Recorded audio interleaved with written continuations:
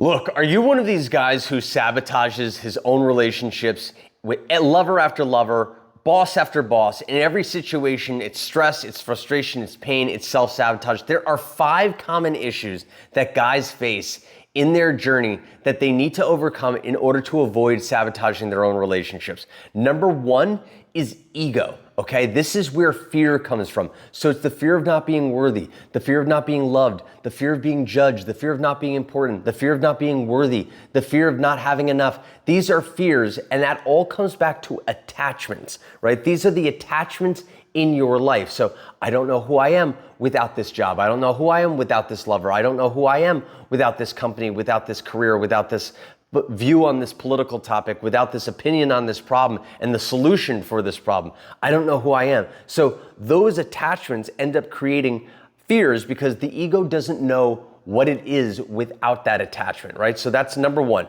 Number 2 is presence. You need to have presence in order to recognize the ego in action within yourself or within someone else. Without presence, you have no chance of actually seeing that actually this is not your ego, this is someone else's ego, and so we don't need to be hijacked by whatever it is that's going on in their life.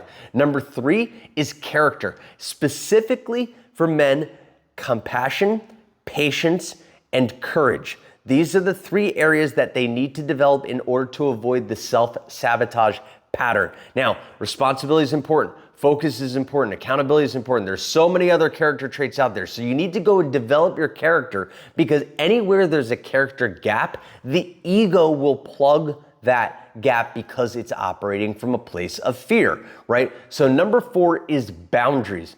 Boundaries are important to delineate my energy from your energy, their problem from your problem.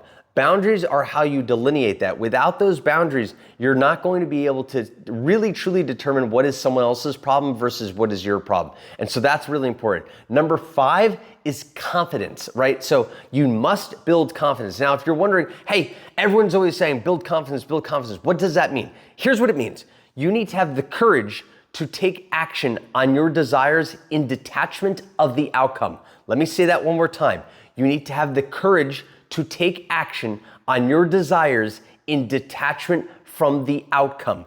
When you really truly connect with this, that means that you can speak your truth in any situation, whether it be in the bedroom or the boardroom, right? And that you be able to act on that truth. So courage is really important, because courage is how you overcome fear, right? And that circles all the way back to the ego and all that nonsense, right? So if you are one of these people who are struggling with the stress and the frustration and the pain from sabotaging your relationships over and over and over again, check out those 5 areas, focus on those areas, and I guarantee you it will change your life.